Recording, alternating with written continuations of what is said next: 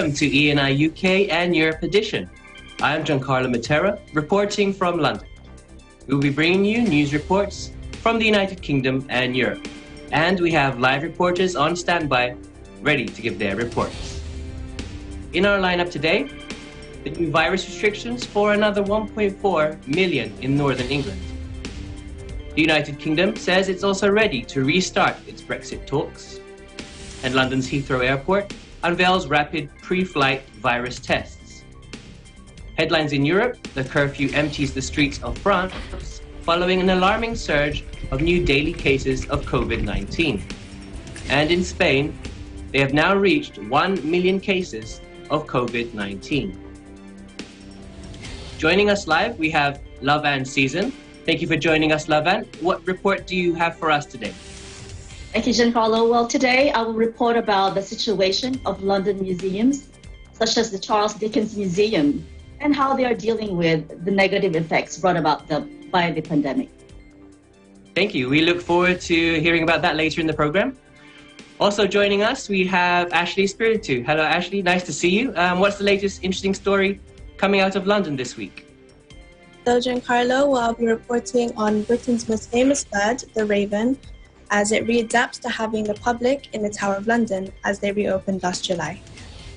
Thank you. We can't wait to hear more about it. Also on our show today, we have a report by Grace Rivera on how the Iglesia Ni Cristo members in Birmingham, United Kingdom, holding a medical professions appreciation event. And from EBC Germany, a report by John Pabustan on German dumplings. And our EBC Sports report today is on how Novak Djokovic is hoping to play in the Australian Open at the beginning of next year and bidding to be the historic best. We will also end today's show with our view from a window. And this week it comes from the peak of the Crête du Midi from the Verkoren in Valais, Switzerland. But now for our top news stories this week. More than 1 million people in Northern England will be banned from mixing with other households under the new coronavirus rules announced Wednesday, sparking warnings of months of agony ahead. The county of South Yorkshire, which includes the city of Sheffield, will enter into very high alert or Tier 3 restrictions from Saturday, the UK government has announced.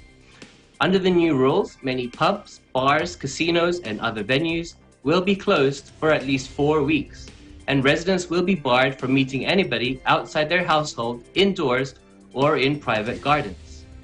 The decision will affect around 1.4 million people, meaning that 7.3 million people, or 13% of England's total population, will now be living under the tougher restrictions. Similar measures were recently announced for the northwestern cities of Liverpool and Manchester, and the county of Lancashire, following a surge in the COVID-19 cases there. Dan Jarvis, who is the mayor of the Sheffield City region, said South Yorkshire's leaders had secured £30 million or $39 million in government funding to help local businesses affected by the new restrictions, as well as £11 million for public health measures. Authorities in Manchester, however, had bitterly opposed measures announced on Tuesday for their city, complaining that the cash on offer was not enough to protect low-income workers. The row threatened to undermine Prime Minister Boris Johnson's strategy of local lockdowns across England, which he hopes will allow him to avoid a repeat of the national stay-at-home order imposed from March through June this year. The UK government has said on Wednesday that negotiations on a post-Brexit trade deal with the European Union would restart, days after it threatened to walk away.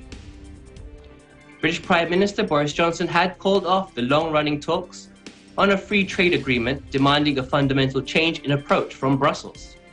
He claimed the European Union was unwilling to accept Britain's new independent status after it left the Union in January, which had led to months of deadlock on key issues such as common standards and fishing rights.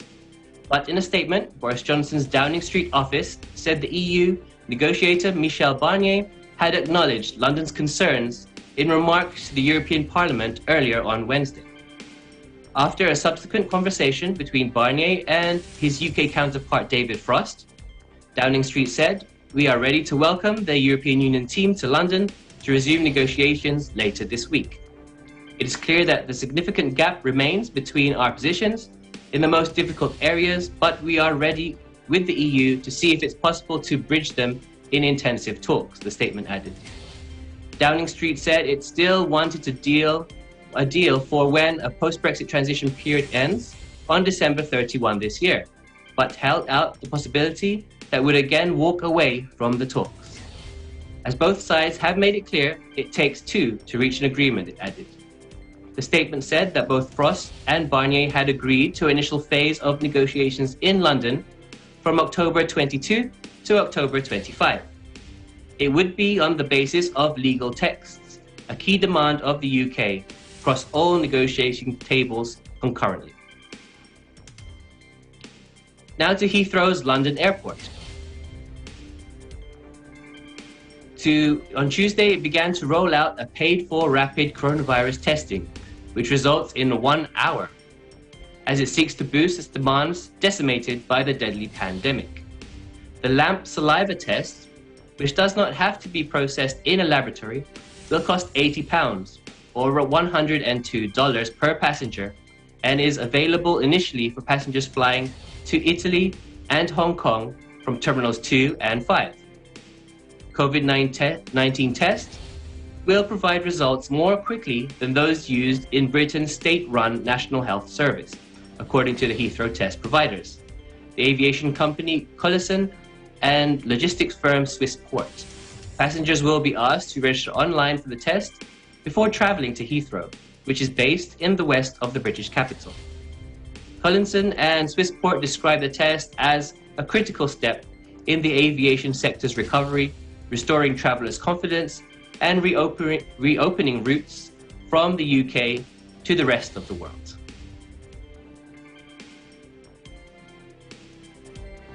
We go to France now, where they have imposed a curfew on 54 departments.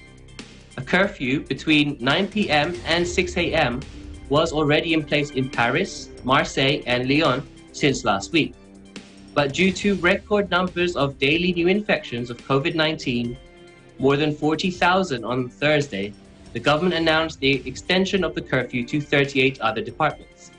The curfew is not expected to bring a real impact on the number of daily infections until 2 to 3 weeks.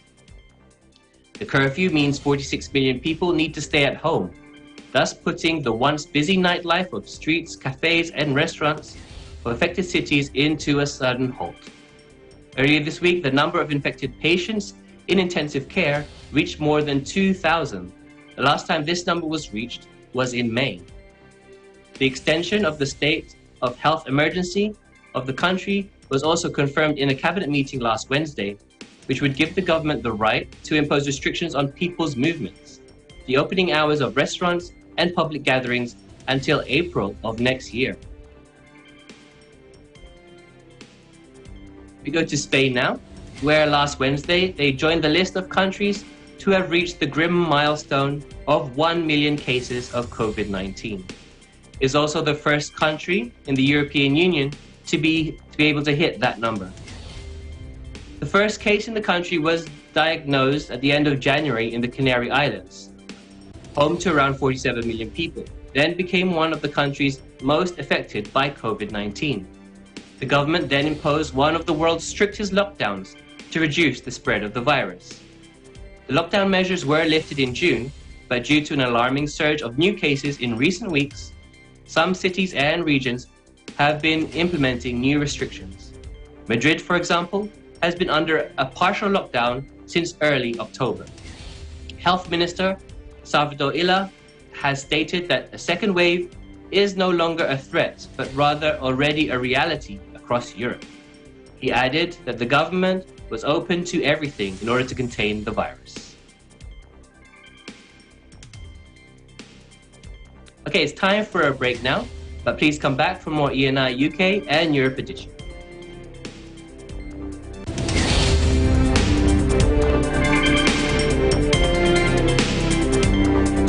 Sino ba ang pupuno ng third and final spot sa ating second monthly finals.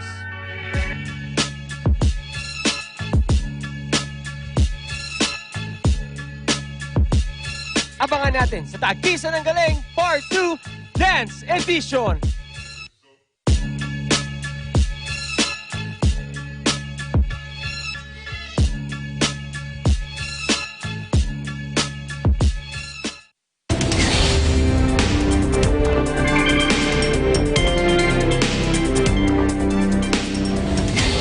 Welcome back to ENI UK and Europe Edition.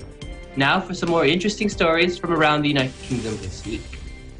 The pandemic is taking its toll on the UK museums. Joining us today with the details is Love Ann Season. Hello, Love Ann. Thank you, Giancarlo, and hello. So faced with the reduced opening hours, far fewer visitors and plummeting income, London's picturesque Charles Dickens Museum is typical of how British cultural institutions are being financially strangled by the pandemic.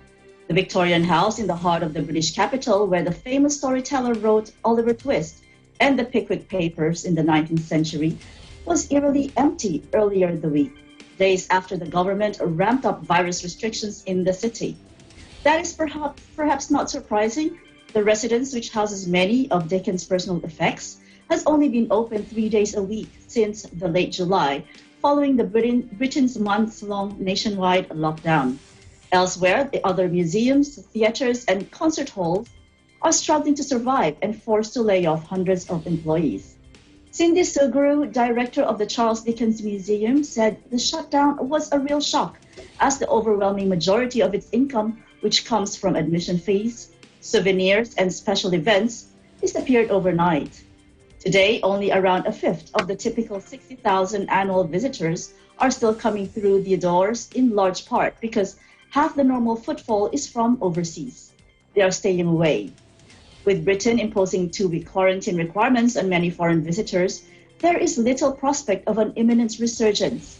The country has suffered Europe's worst death toll from the virus, with nearly 44,000 deaths. As different households are again banned from mixing indoors, domestic visitors are unlikely making up the shortfall. Sugru said that one of the most frustrating aspects for everyone is that we have no idea of when it's going to end. And it's a bit of a roller coaster. Each time there's a new government announcement or a new restriction comes in, they see a drop in their numbers and then it gradually increases again. Over to you, Giancarlo. Thank you, Lavan. It's unfortunate, the grim situation for many of the industries, which can only hope that the government can give them the much-needed support to survive. But is there an aid package made available for the cultural sector? Yes, Giancarlo, the government is under extreme pressure and have released an aid package of £1.57 billion, or over $2 billion, but many in the cultural sector have branded it insufficient.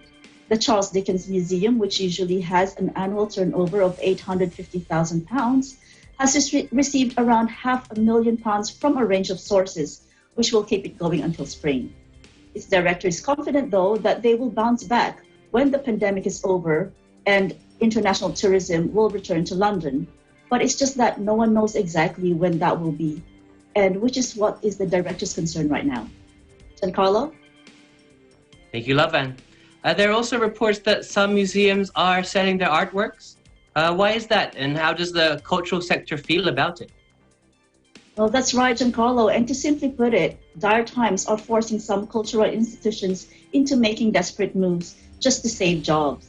So selling artwork or a piece from the collection of the museum is the last thing that any institution wants to do. One reason is it could result in the potentially irretrievable loss of public access to the nation's heritage report, and that's according to the July's parliamentary report. But looking at the positive side, Museum Director Cindy Sugru said that the pandemic had made them think about how ambitious the long-term plan they could have to put more of their collection material online so that it can be accessed freely around the world. And she noted that they have accelerated that work. Giancarlo? Thank you, Lavan, for joining us this week and for your report. Thank you, Giancarlo, for having me, reporting for Eagle News from London, United Kingdom. I'm Love Ann Season, and we live in interesting times. Okay, we stay in London now, where we have a report on the Tower of London reopening last July. But to tell us more on this interesting story, we have Ashley Spirit with us. Hello, Ashley. Hello, Giancarlo. Thank you. Chris Scaife has one of the most important jobs in Britain. As Yeoman Warder Ravensmaster at the Tower of London, he is responsible for the country's most famous birds. According to legend, firmly rooted in Britain's collective imagination, if all the ravens were to leave the Tower of London, the kingdom would collapse and the country be plunged into chaos. Coronavirus lockdown restrictions saw tourist attractions across the country close their doors, including imposing 1,000-year-old royal fortress on the banks of the River Thames. That left Chris Scaife with an unprecedented challenge of how to entertain the celebrated avian residents who suddenly found themselves with no one to play with or rob food from.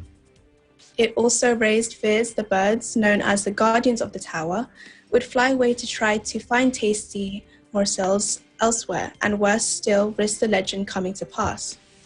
There are 8 ravens in captivity in the Tower of London: Melina, Poppy, Erin, Jubilee, Rocky, Harris, Grip, and George. A royal decree issued in the 17th century stated that there must be 6 on site at any time, but Scaife said he keeps 2 as spares just in case. They are free to roam the grounds, but to prevent them from flying too far, their wings are trimmed back slightly to prevent this from happening. Back in March, when lockdown began, Scaife, who is in his 50s and a retired staff sergeant, a former drum major in the Princess of Wales Royal Regiment, was furloughed. Let's listen in. We have 6 ravens by royal decree. Should the ravens leave the Tower of London, it will crumble to dust and a great harm will befall the kingdom. Actually, I have 8 here. Presently, I have 2 spare just in case. So my job is making sure that they're healthy and looked after and they stay here at the Tower of London. During the last couple of months we've been locked down. We've now opened up the Tower of London to the public so visitors can come and see us here at the Tower of London. And so during that period of time, the ravens didn't actually see anybody during the lockdown period. And so there were slight changes that I noticed during that period of time. For instance, I had to keep them occupied because without the public being in, there were less things for them to do. So I gave them enrichment toys that would help them kind of enjoy their day. I hid food for them so they should go and find food in and around the tower. Despite what's going on, Scaife still came to work to look after his majestic feathered charges, rotating feeding and caring duties with his 3 assistants. Breakfast time involves Scaife in the distinctive black and red uniform of the beef eaters, distributing a meal of chicks and mice, which the ravens cheerfully devour. Scaife's favorite is Melina. She has become an internet favorite from his frequent posts and videos of her on his Instagram and Twitter accounts, which have more than 120,000 followers. Once feeding time is over, he opens the gates on the south lawn to allow them to stretch their wings. Back to you, Giancarlo. Thank you very much, Ashley. It's an interesting story. But in what other ways have the coronavirus affected the Tower of London? Well, Giancarlo, the tower reopened its doors on July 10, but the pandemic has had a devastating effect on visitor numbers.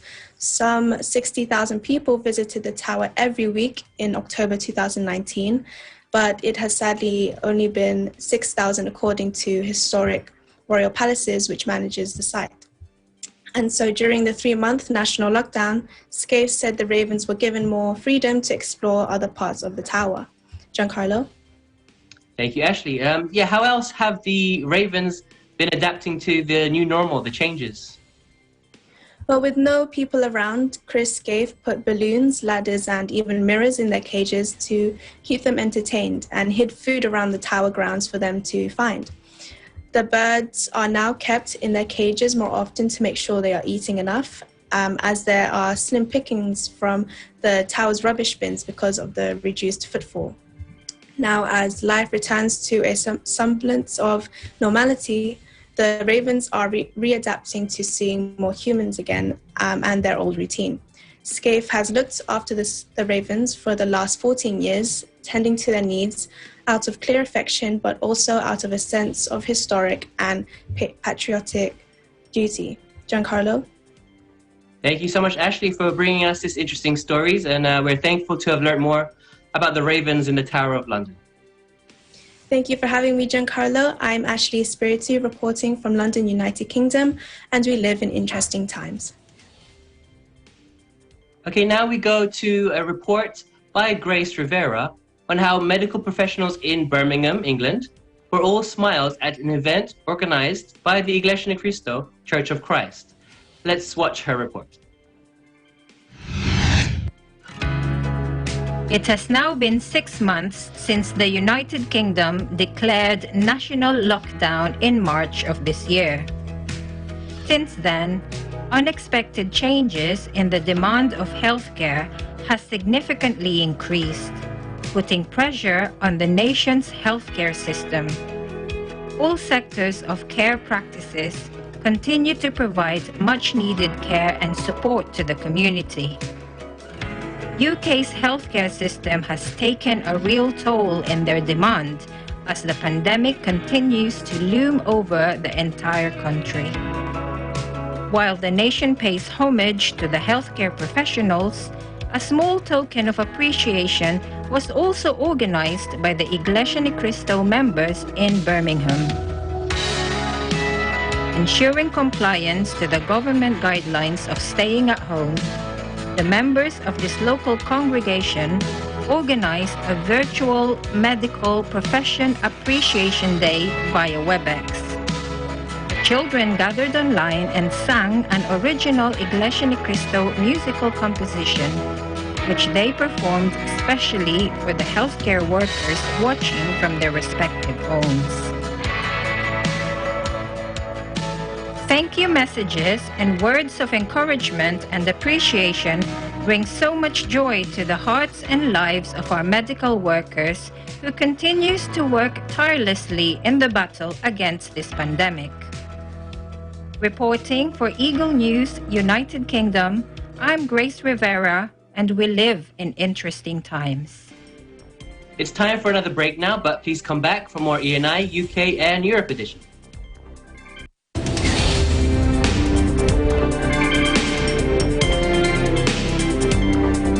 Hey there, Arnie Aquino here at Hatley Castle, one of the filming locations for the X-Men series. Don't forget to tune in to Digital Nest only on Net25.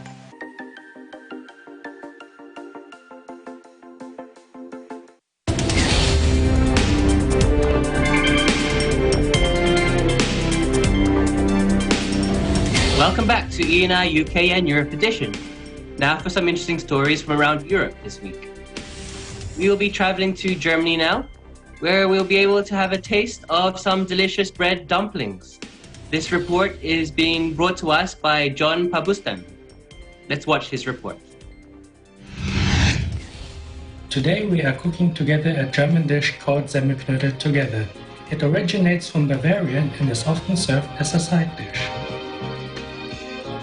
Before we get started, we need the following ingredients: 2 leftover buns, a half onion chopped into tiny cubes, 1 tablespoon butter, 1 egg, a half teaspoon salt, 50 gram parsley, and 75 milliliters milk. And don't forget to wash your hands before we get started. First, chop your leftover buns into tiny cubes.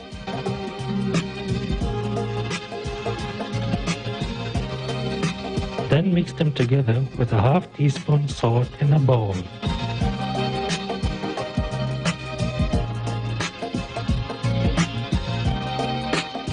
After that, we saute the butter with our onion cubes and parsley.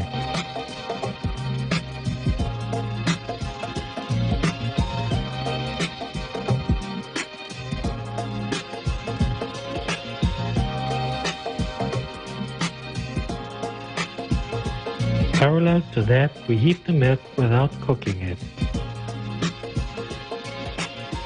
When the milk is heated, add the onion parsley mixture and the warm milk to the bowl with our bun cube.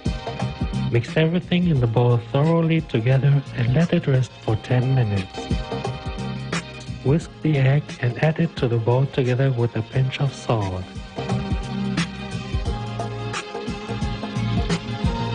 Now you should be able to form the mixture into a dough.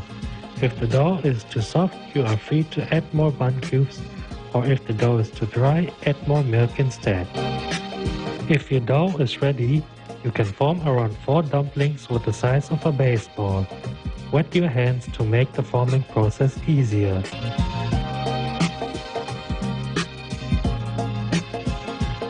When you are done with the forming of the dumplings, start to boil salt water.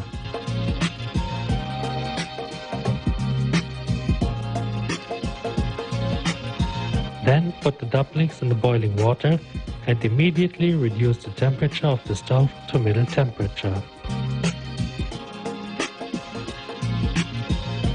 After 20 minutes, the dumplings start to float on the water. That's the sign that they are done. To spice things up, you can add the sauce of your choice. In my case, I will add the mushroom sauce, containing flour, butter, salt, pepper, and of course, mushrooms.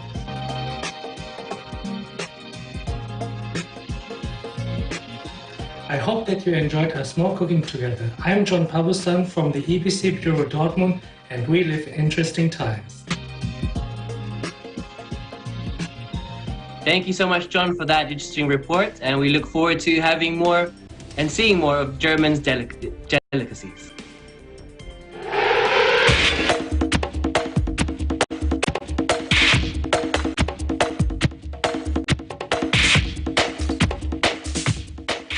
In our sports news today, world number 1 Novak Djokovic has said that he is hopeful of playing in next year's Australian Open as he bids to chase down Rafael Nadal and Roger Federer on the all-time Grand Slam winners list.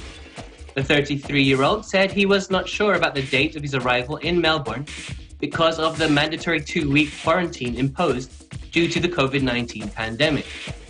He hopes it will change for the better and that it will shorten the quarantine period, he said.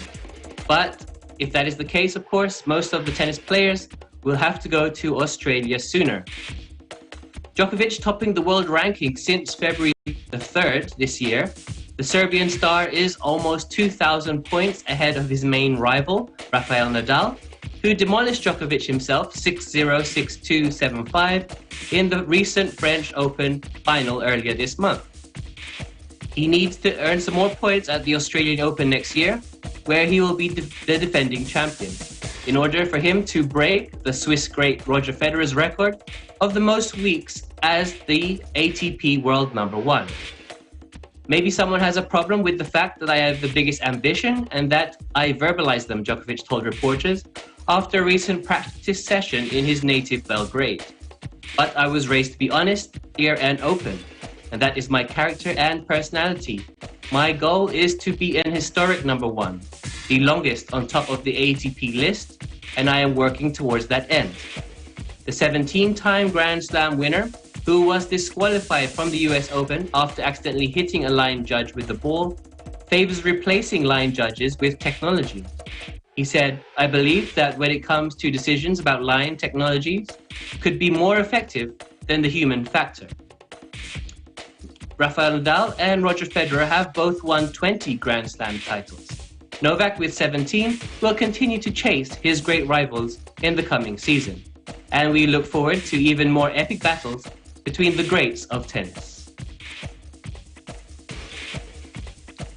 We will end today's show once again with our view from our window.